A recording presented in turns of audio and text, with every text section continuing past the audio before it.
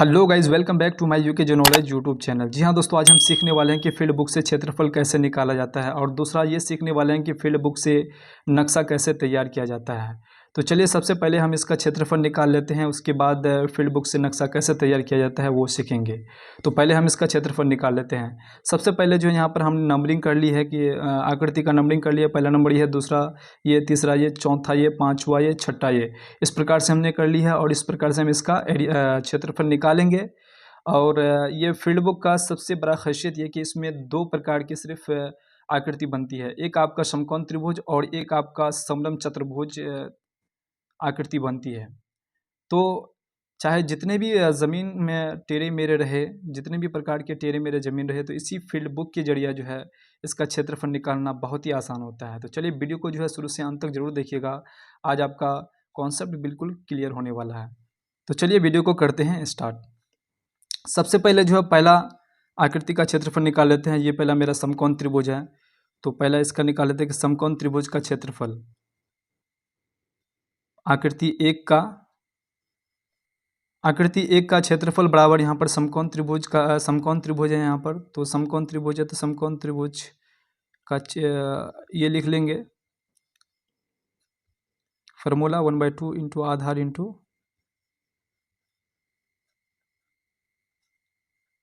ऊंचाई। तो 1/2 इंटू आधार कितना है मेरा, आधार हम इसको मान लेंगे। ये यहाँ से यहाँ तक इसकी लंबाई कितनी है, 110 फीट। और इसका जो है इसको ऊंचाई मान लेते हैं, किसी को भी मान सकते हैं लेकिन हम इसको ऊंचाई मान लिए हैं। तो 100, ये पूरा पूरी 100 है। तो ठीक है, यहाँ पर हम इसको कट कर लेते हैं। इसका आ जाएगा 5500। ये मेरा फिट में आ गया। अब दूसरे आकृति का क्षेत्रफल बराबर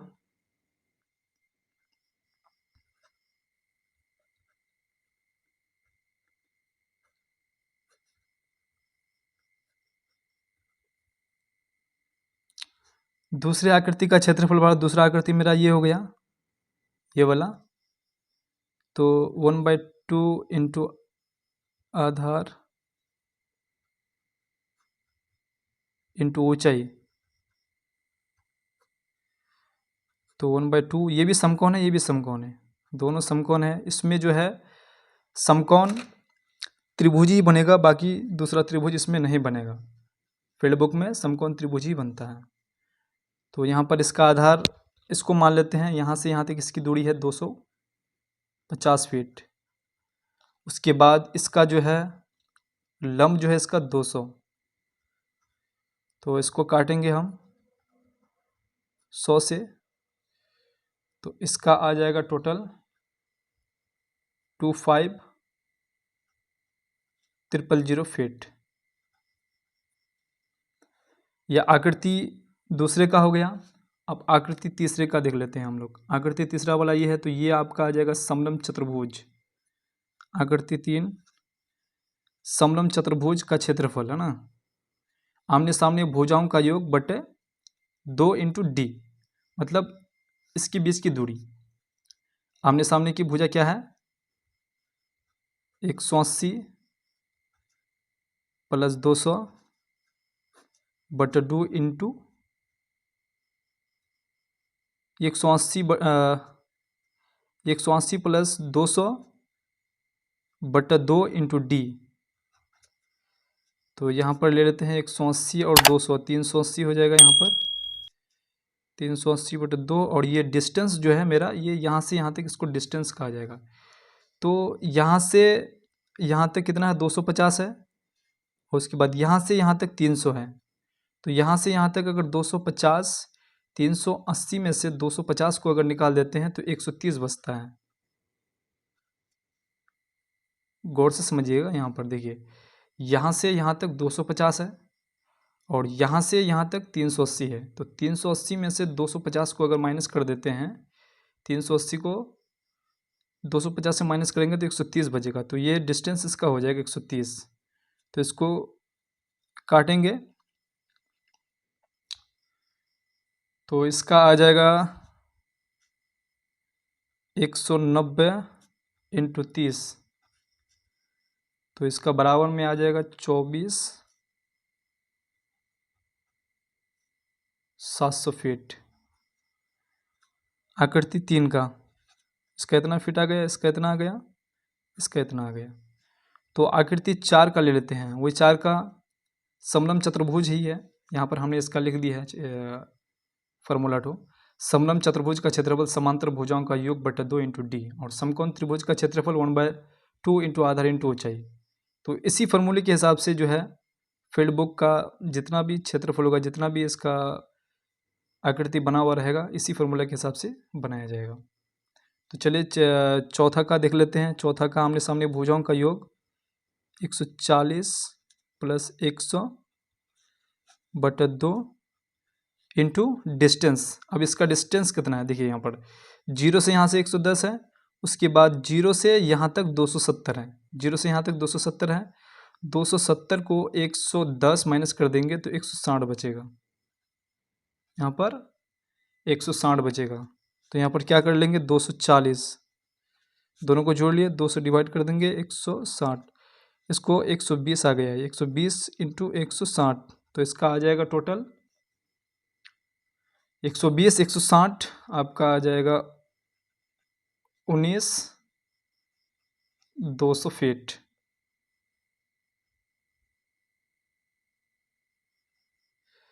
ये इसका आ गया चौथे का। अब पांचवा का देख लेते हैं। पांचवा का मेरा आ जाएगा, ये पांचवा होगा ये वाला। ये आपका फिर समकोण त्रिभुज वाला आ गया। समकोण त्रिभुज का क्षेत्रफल बराबर 1/2 इंटू आधार इंटू ऊंचाई। तो 1/2 इंटू आधार कितना है मेरा, आधार इसको मान लेते हैं, ये वाला को। आधार मेरा 60 है। ये 60 आप कैसे हो जाएगा, अब यहाँ पर देखिए 60, ये 0 से जो है 250 में आया, उसके बाद 0 से 380 चला गया। ठीक है, 380 चला गया, यहाँ से 380। तो यहाँ पर क्या करेंगे, 380 माइनस 240 कर देंगे। 380 माइनस 240, तो यहाँ बचेगा कितना मेरा, 380 240 को माइनस करेंगे तो यहाँ पर 60 बचेगा। तो आधार मेरा 60 और ऊंचाई जो हो जाएगा मेरा 180। तो यहाँ पर हो जाएगा 30 इंटू 180, क्योंकि यहाँ काट दिए। तो 180 और 30 को अगर गुना करेंगे तो आ जाता है 30 और 180 को 5400 आ जाएगा। ये आपका आ जाएगा 5400 ये फीट। उसके बाद यहाँ पर छठा नंबर देख लेते हैं। छठवां नंबर वो भी समकोण त्रिभुज है। तो 1/2 इंटू आधार इंटू ऊंचाई। तो यहाँ पर आपका हो जाएगा बराबर में 1/2 इंटू आधार मेरा कितना है, ये देख लीजिए, आधार 170 है। यहाँ पर देखिए 0 से 110 पे गया, 110 से यहाँ पर 270 चला गया।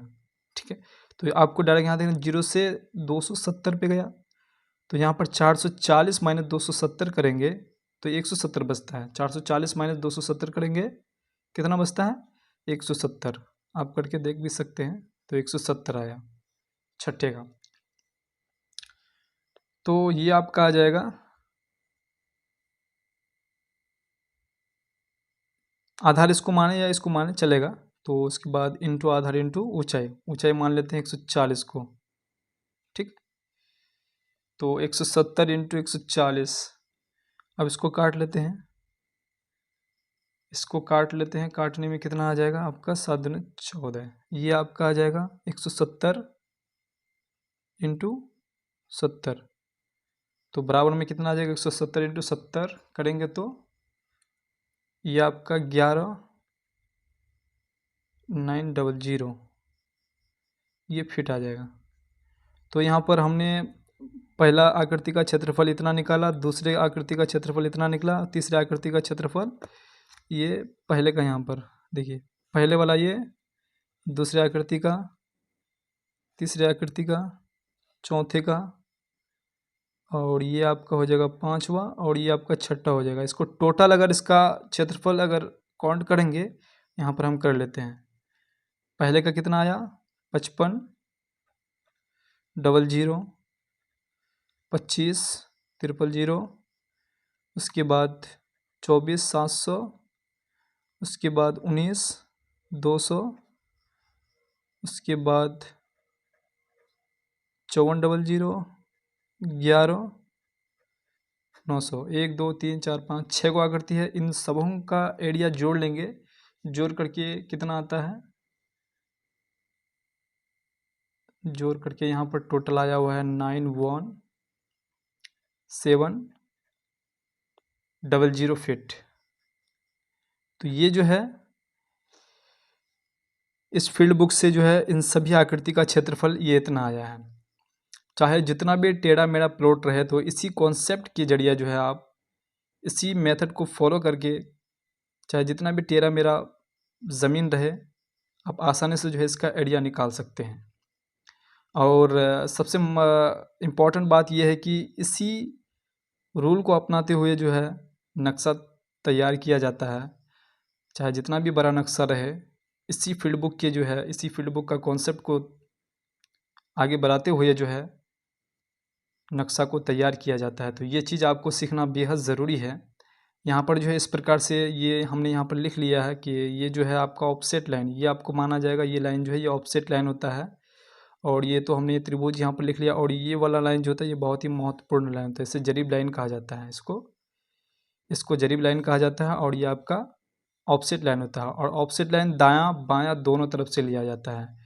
दायां बायां ये मान के चलिए एक मौजा रहता है, इसी प्रकार का अगर मौजा रहेगा, मौजा मतलब नक्शा, और नक्शा में सिर्फ 2 जरीब आप जो है ऑफसेट ले सकते हैं, दाहिना और बायां भी ले सकते हैं। इससे ज़्यादा आप लेंगे तो फिर दिक्कत हो सकती है।